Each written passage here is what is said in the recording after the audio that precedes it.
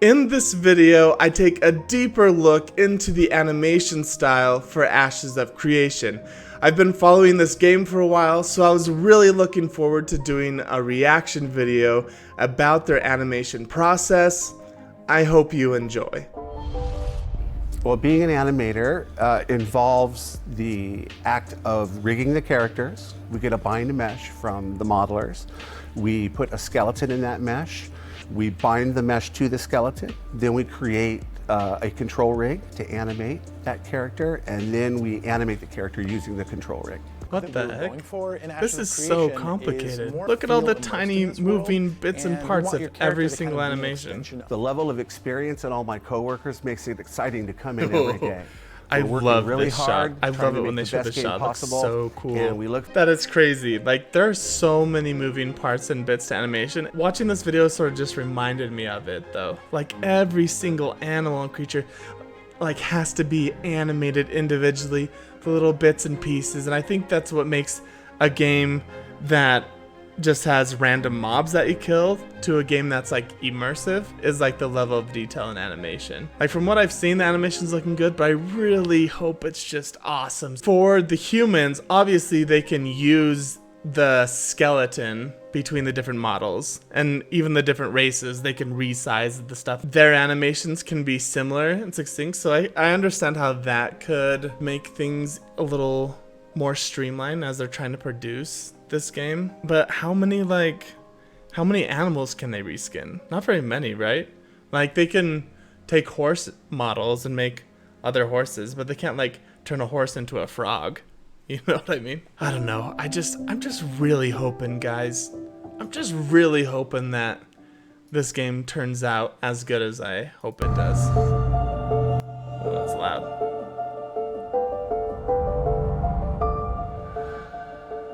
How is it? Let me guys know if I need to turn it up. I'm Devin LaFontaine. My job title is Senior Environment Artist at Trapit Studios. He talks real quiet. Really quiet. I hope the game looks this good. The housing tool was designed upgrade my PC originally as a way to I just make want to turn houses all the quickly freaking and make them settings run way really up. well. Wait. Let me see that again. Oh, he's switching between the different... Oh, okay. This is really cool. So he's switching between the different styles for each of the races. So for those of you who don't know, there's going to be multiple cities throughout the game, right? And whatever race contributes the most towards the building of that city, the city resembles the aesthetic of that race. So what he's doing right here is, here's a box, right? Like, this would be like I don't know, the side of a house or something. So this is dwarf, which makes sense. It's kind of got like a stone wall aesthetic to it. Okay, this is elf. Okay, I can kind of see it. It's a little bit fancier. I don't know which one of the elves this is. Hopefully each elf race, because there's 2 elf races, hopefully each one gets its own aesthetic. But this one right here has a little bit more detail. You can see like this arch going through it. Oh, human, that's boring. I don't know, whenever I've played an MMORPG, I've never wanted to play the human race. Yeah, like I don't know, I feel like when you're in an MMORPG, like, you have to play a race other than human. Like, it's supposed to be a fantasy. It's supposed to be larger than life, right? Okay, so those are the only 3 races we got. Dang it, I wanted to see... I wonder if there's a video where they go through all the aesthetics. Modular elf set with variants. Back here is our default, just blocks, right angles.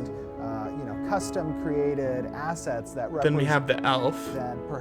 So there's a lot more curvature, like individual tiling. Looks like there's like this ornate like barrier. Man, I want to like get into a demo like this and go around and look at all these individually. I don't really like geek out over games that often, but this is one of them that I'm just like all in, baby. I'm all in. So far I've been like really impressed with the animation. Gameplay always comes first, right? But I hope the animation is like just really brings you and sets you into the mood. Turn this down a bit. So this is their old logo. So this must be like an older video.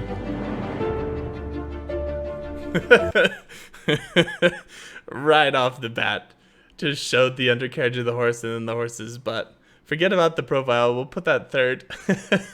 Not bad.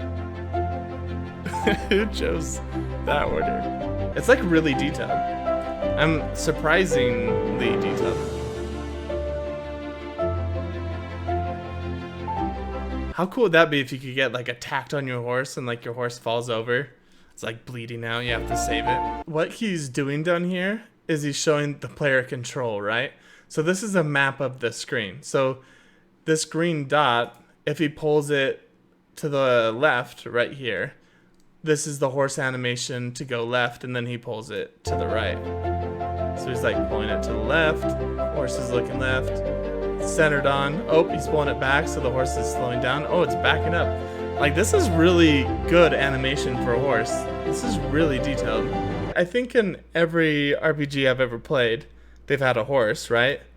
But they've never had a horse like fall down like this. It was this one that really showed me the level of detail that they're putting into it. But they animated every little thing on this lizard, and it's really cool. It's cool to see sort of their process right here. Watching stuff like this makes me want to animate, you know? I want to get it and animate something for Ashes of Creation. This is detailed. So I watched an animation video once, and the reason they have to animate everything stretched out, like how his tongue is stretched out, how his tail is straight, and when you see people animated, their arms are just like out to their side, it's because you have to be able to get like under the armpits of the arm, you have to get like in the nooks and crannies of the tongue, and then you can animate it to flop down and have weight and stuff. But for the animation, you want everything sort of spread out. I have no idea what I'm talking about, but that's what a video said when I watched it. Everything from like its little tail movement in the back to like the small tongue flickers. Lizards do this too. Like, I think it's a really promising to see their attention to detail. Oh yeah, if you're in a desert biome, you have to be ready in one of these, man. Whoa, this is the first time I've really realized their desert biome too. This is a cool desert biome. So this is World of Warcraft. This is their desert biome. Compare that to what we just saw, like here. Look how freaking cool this desert biome is. They have like an overall shot right here. Okay, so this might be like a little watery oasis. Look how freaking sweet this is with all the detail and the rocks. I wonder if he has like a source, like a picture next to him that he's going off of. Like, is he basing this? It freaking looks like a chicken body, but is he basing off a chicken and a toucan? Yeah, like he has to be looking at a picture, right? This looks too specific and detailed. Like he knows exactly what he's going for. It's kind of relaxing to watch. I love seeing the creation of something. I love creating things. I've always liked drawing and sculpting, even though I've never been good at it. I even like bought my own. My grandpa is really big into sculpting, right? So he helped me make a little model where we got like a board, we put in like a metal pole in it, and we like put tinfoil and wire, and I put it in the form of a horse, like rearing up on its ends. I have the sculpture somewhere.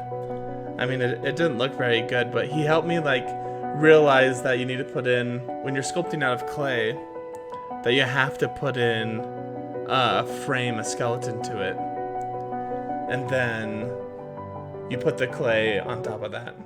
And this just reminds me of that. I don't know, it gets me excited to do art and stuff. You have to have like a good idea of anatomy. It's kind of cool. This is the first time I've followed a project from, oh whoa, the bird has teeth. Oh, that's cool. They close and they like perfectly interlock. Wait, is that all they're gonna show us? Put the feathers on the bird and let it run around. Like they tease us with the thumbnail. I like their logo. I think it's pretty cool. I know it's not like a super manly thing to admit, but I freaking love otters. Oh, okay. So we're jumping like right into the middle of this one. They've already got like the whole thing animated. They're just putting armor on it. That's pretty cool. I'm just taken back by the level of detail. Its little toes are armored. I mean, this is what I'm talking about. The level of animation is crazy. I think it's really cool that they're making mounts that are really specific to the biomes. Like the animal husbandry talent, right? Where people can tame animals and like breed them together to make interesting species and stuff. Like, I think that's really cool that it's tied so much into the biomes. You know how there's different like seasons that the biomes go in? I wonder how tied the plants and the animals are going to be to those seasons too. 1 week out of the month, there's going to be some like rare leopard panther mount that only comes out in the snow, and like everyone's gonna go for it. Like that's one of the professions I'm most interested in, maybe because in past RPGs I've played alchemy and I don't know, enchanting, blacksmithing, all those other ones.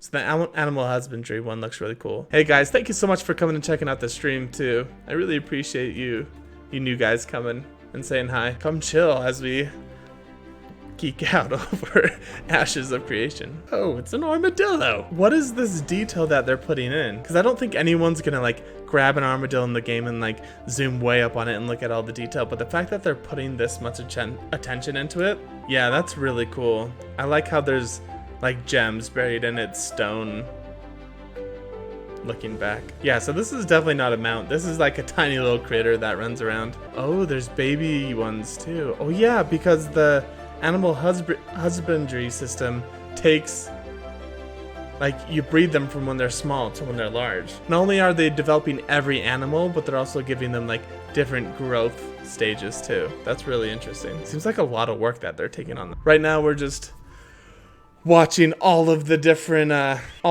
animation styles, all the different animals and stuff. I mean, like, the first thing that pops into my head is Harry Potter, right? Yeah, this one doesn't seem as detailed. Yeah, that was just a short video. Okay, so that was their very first one they ever put out. Yeah, that one doesn't seem as detailed as some of the other ones.